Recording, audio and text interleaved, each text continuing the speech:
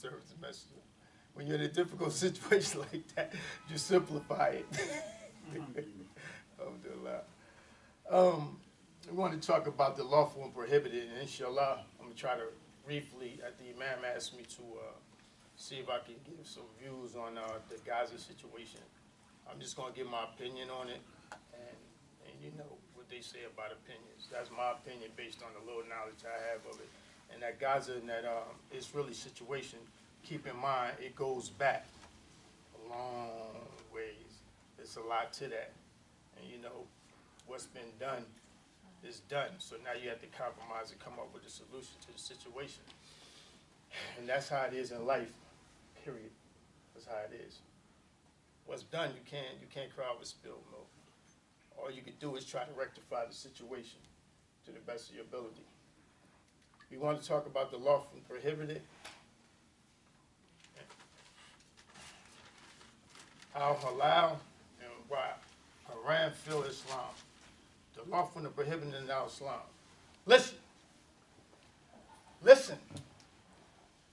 Listen.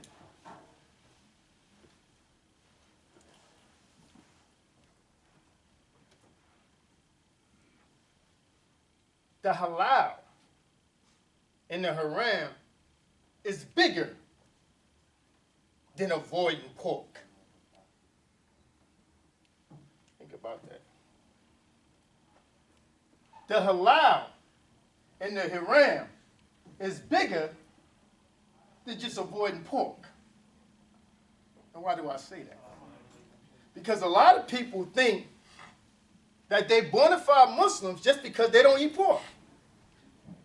But how do you know that you're not eating pork? Do you really know the ingredients that's on these labels? It was a sister named Shiraza Ali. Years ago, over 30 years ago, she wrote a book called How Not to Eat Hog. I read that book several times, but I forgot a lot because I ain't reading it in a long time. But in the book, she explained ingredients. And some of them ingredients is in these products, and we be eating them, right? And we don't even know we eating hog, and we Muslims, and we faithful Muslims, and we be eating hog. Because we don't know what these ingredients are. So, what is I'm saying? What is I'm saying? That halal and haram is bigger than just avoiding pork. That's just one small aspect of the deen when it comes to halal and haram. Just one small aspect. That's all. In fact, Allah subhanahu wa ta'ala will tell you if you was in a difficult situation, because we are not allowed to kill ourselves, you have nothing but pork to eat, then eat the pork. Just enough to sustain your life. Is that right? Or wrong? Allah tells us this. Just enough to sustain your life. Because we are not to kill ourselves no matter how bad our life gets. Some people give up. They're ready to kick the bucket because things not going right. We heard about it. We know some people who have done it. But that is forbidden in Islam, to murder yourself, no matter how bad the situation may get. So we in a society, right? Western society, America, everything goes as long as you don't get caught. Everything goes as long as you don't get caught. You get caught, now you got a problem. So we in the Western society, and the general accepted thought pattern in this Western society versus the Islamic thought pattern. So what are we talking about? We're talking about the lawful and the prohibited in our Islam. There's a lot of things in Islam. I need a Quran. I forgot to bring my personal one. Okay, I can use this one. Yeah. There's a lot of things in our Islam that we are not to do, and a lot of things in Islam we're encouraged to do. Allah says in the Quran, in verse 30 of the Quran, when he tells the prophet, and this is a verse that applies to all of us because we are the ones who are supposed to follow the sunnah of the prophet. And what is the sunnah? The sunnah is the preserved teaching the sayings and the life example of the Prophet Muhammad sallallahu alaihi wasallam. The preserved teachings, the sayings, and the life example of the Prophet Muhammad sallallahu alaihi wasallam. We are commanded to follow him. Allah put the obedience with the Prophet in the same level as himself. He said, obey me and the messenger. In different places in the Quran. So in 30:30, when Allah revealed this verse, he said to the Prophet, and the Prophet told the people, so set thou thy face steadily and truly towards the faith, and establish Allah's handiwork according to the pattern in which he has made mankind. No change let there be in the work wrought by Allah. That is the standard religion. Now listen to this. But most, not some, not a little, but most understand, most among mankind understand not. Listen to it first. So set thou thy face steadily and truly towards the faith, and establish Allah's handiwork according to the pattern of which he has made mankind. No change let there be in the work wrought by Allah. That is the standard religion, but most among mankind understand not. So what did that tell him? It's telling us that Allah want to make this religion easy to follow. And Allah is commanding the Prophet, and then we as followers of the Prophet are to do it too. To make this religion easy. And make the world a better place to live in. That's our job. In Ramadan, they tell you, Allah said he sent this Quran down to who? Muslims. No, he did not. He said, I sent this Quran down to mankind as a guidance between what? Right and wrong. So what is we talking about? We're talking about the lawful and the prohibited in our Islam. He sent this Quran down as a guide to mankind, not just Muslims.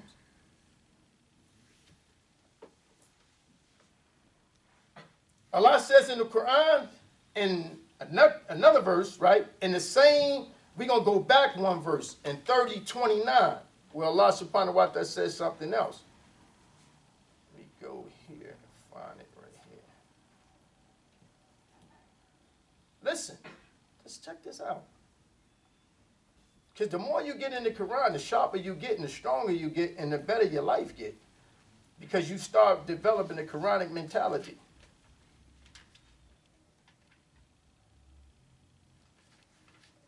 Okay, we're going to go back to 29. What's this here? Where is this here?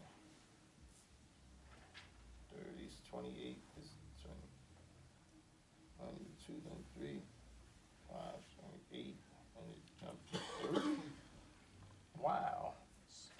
How's this here? This printing company, wow.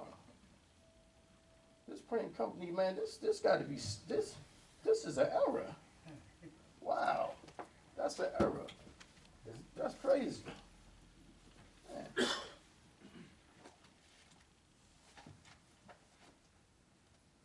Just give me a second, sir, brothers.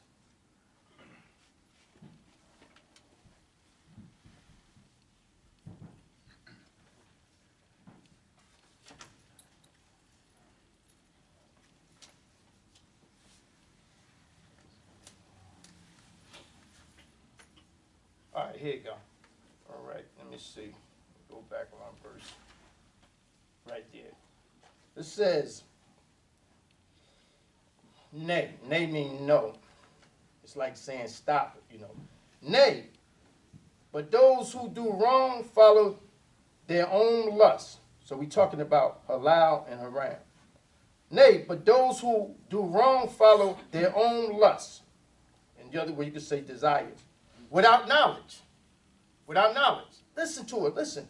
Nay, but those who do wrong follow their own lusts without knowledge. So they're doing things And they just doing stuff, and they ain't had no knowledge of what they doing. They just doing it. Like we was talking earlier. You eating pork and don't even know you eating pork, and you say, man, you know, you and some people, they drink, they smoke weed, they snort cocaine, they do dope, they do all kinds of stuff, and they tell you, I ain't eating pork. Man, what's wrong with you, man? You're doing all that stuff, and you worrying about you ain't eating pork. You know, stop that other stuff. Nay, but those who do wrong follow their own lusts without knowledge. Who is able to guide, this is the key, who is able to guide him whom Allah has sent astray? Allah asked the question.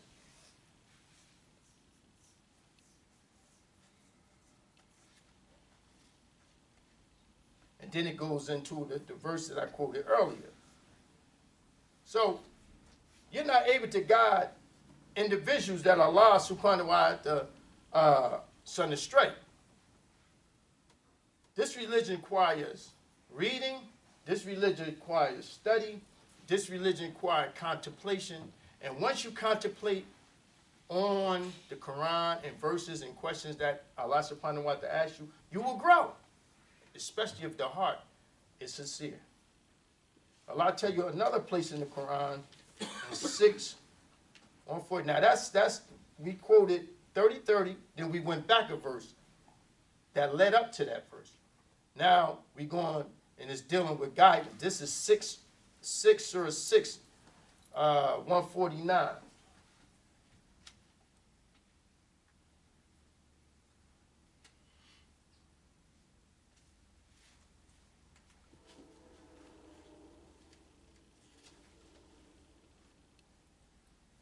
Allah says, say, for Allah is the final judgment. Had He willed, He could indeed have guided you all. So there, Allah said, to Him is the final judgment. If He wanted to, He could have guided everybody. He could have got everybody. And then in another verse, He said, can you guide him who Allah allowed to stray? See, when you study in the Quran, you have to think about it. Sometimes it takes 15, 20 minutes. Man, sometimes it takes a whole day just to contemplate on that because the Quran is so deep. But once you got it, you walk around, you strong now because you got some understanding. You got some foundation. That's how knowledge is. When you understand it, you strong. You strong in your spot. Come on, bring them on. Bring all of you. Come on. You want to argue with me? Come on. I'm ready for you. You're strong in your spot. When you got that knowledge and you're studying it, you increase Allah, increase you in knowledge and understanding. Moving right along. I could bring many verses, but just trying to point out that point with what I tried to make right there.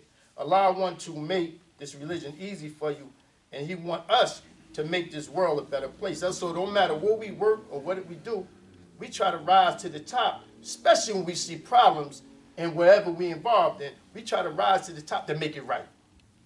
And when we see ills out there in society, what did the Prophet Muhammad say to us in an authentic hadith? He said, if you see it wrong, change it with your hand. Hand represents power. You have to be sometimes in a position to be able to right the wrongs. He said, if you can't change it with your hand, then change it with your mouth, right? With your mouth, with your word, by speaking out against it, right? He said, and if you can't do that, then change it with your heart, by hating it. But that is the weakest of faith, because everybody can hate it in their heart and talk about it in private with people. Oh, man, they should do this, they should do that, and they shouldn't be doing that, and they should be there. But what is you doing about it to change it? What is you doing about it to change it? One leader said, if you're not part of the solution, then you're part of the problem. So you can complain and you can hate in your heart, but that's the weakest faith. Understand that. In Hadith number 6, right? 6 is Hadith 6. It's reported. I heard the Messenger of Allah sallam saying, certainly that which is lawful is clear. Whatever is lawful is clear. You can see, you know that's lawful. And that which is unlawful is clear. It's clear. The same way I see that wall is yellow, I know that wall is yellow because I've been taught that that's yellow. It's clear to me. You can't tell me it's orange. You can't tell me it's green. It's yellow. Certainly that which is lawful is clear. And that which is unlawful is clear. But, between these are ambiguous matters. That means you're not clear on it. Between them two, the lawful one is but ambiguous matter. Not known by many people. Not many people know. So, the one who refrains from the ambiguous matters has protected his religion and his honor. When you restrain from them, that you don't know, just leave it alone. Restrain from them. But anyone who gets into the ambiguous matters soon gets caught in the unlawful ones. Like the shepherd who passed it around the sanctuary, he soon grazes into it. I'm going to give you an example. Some of you who might have went to go-go bars, right? Right? Love go-go bars, right? So you went there, right? You don't do it no more, right? But keep on hanging around there. Just hang around that area, around the go-go bar. Eventually, you're going to go up in there. You're going to go up in there to see what's going on. Now you fall into the what is unlawful. You see? But anyone who gets into the ambiguous matters soon get caught in the unlawful ones, like the shepherd who pastors around the sanctuary. He soon grazes into it. Listen, every sovereign has his sanctuary. Now, the sovereign we're talking about is Allah, and his sanctuary is his prohibitions. And certainly Allah's sanctuaries are his prohibitions. Pay attention. The body has a morsel of flesh. He's talking about the heart. When it is upright, all the body is upright. And when it is corrupted, all the body is corrupted. And that is the heart. So the heart is a piece of flesh that pumps blood in and out. But in the heart is a built-in mechanism that lets you know. Sometimes you don't have knowledge of a thing, but the heart would let you know something ain't right with this. Something ain't right with this, man. Because your heart telling you that. It has a built-in mechanism that can distinguish the haram and the lawful.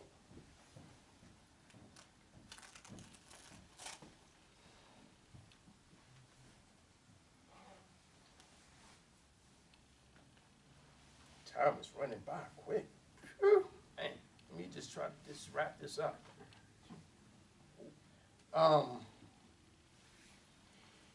You know, the late leader, Rahimullah Imam W. Muhammad, he said that, he said this in the book, Imam Muhammad Speaking Harlem.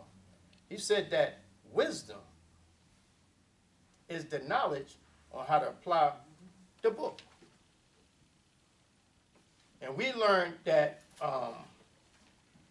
the Sunnah is the way of the Prophet, right? The preserved teachers, sayings, and life example of the Prophet, right? That we ought to follow the Sunnah to the best of our ability.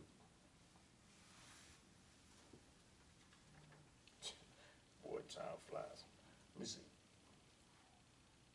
I'm going to have to shorten this because we running out of time. Quick. But let me just close because I want to keep within the time frame. And hopefully, inshallah, you got something out of it.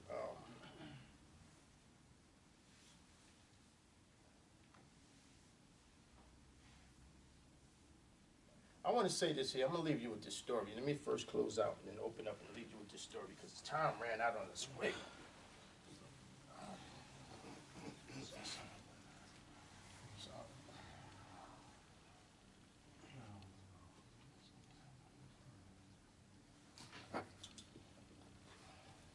Assalamu alaikum.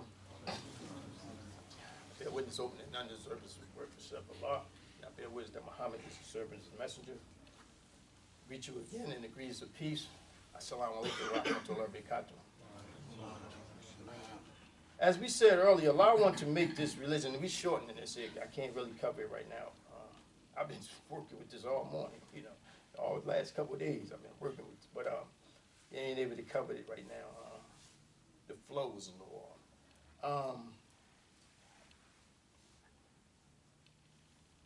Allah said Islam is easy. He made it easy. He don't place no difficulties on us in this religion. He wants you, if you have two paths, to follow the easy way. Don't do the difficult. Follow the easy way. He wants you to stay on your deen. He wants you to hold fast to the rope until the day you die. Die in the state. It said, Ya ayyuhalladhina amanu taqullah, haqqa tuqatih wa la tamutunna wa antum muslimun. Oh, you believe, fear Allah as he should be feared, and die not except in the state of Islam. That's our goal. That's our order. To die not except in the state of Islam. So when we die, we be questioned in the grave, we answer those three questions, we be cool until Allah raised up everybody on the day of judgment. We don't want to get punished in the grave. And don't you know you can get punished in the grave? Many of us, I'm talking to men now, we can go to the bathroom and we pee on solid ground and the pee-pee get on our clothes. And, it's popping all over. Don't you know the Prophet was walking by a grave with some of his companions and he said those people are getting punished. And he said it's not for major sin. And he told them, man, it was because they used to urinate, right? And they used to get pee-pee all over their clothes. So they go in there and mix a lot. We got pee-pee on their clothes. Because you're peeing, because you don't supposed to pee on the ground that's solid. And we're supposed to make the world a better place for the living. So we should rise in position and speak out against, I don't care if it's people throwing trash on your block. You're supposed to speak out against that. Hey, man, you can't, come on, y'all came around here. I ain't trying to be funny, but y'all came around here, the neighborhood's starting to go down because y'all ain't cleaned up outside your house. Y'all killing the property value, You got to speak out. And the last thing, before I close it, I'm going to tell you, because there's a few things I want to cover, but the last thing, I'm going to give you a little short story to remember. It was a guy, right? He had a son. He didn't feel like being bothered. He was watching, he was reading his newspaper, and his son kept bothering him, wanted to play with him and everything. So he was like, come on now. So he gave the son, he ripped the paper up, right, and gave it to his son. He said, put that together. You put that together, you know what I'm saying? We'd be everything, have a little fun together, right? So the son took the newspaper that he ripped up, right, and he started putting it together and putting it together and putting it together. And he came back, he said, Dad, I got it together, right? He said, how did you get that together? It was a picture of a man, right? So he said, how did you get that together so fast? Because he thought he was doing something. He tore that up. The son said to him, he said, on one side is a picture of a man, and the other side is the picture of the world. But when I fixed the man, I fixed the world. Assalamu alaikum.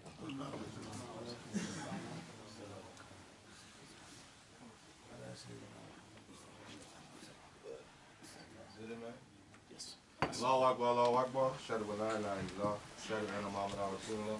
Hayat salat, hayat salat. Come to salat, come to salat. Allahu Akbar, Allahu Akbar. La ilaha illallah. Man, could you read this a lot? I got my knee.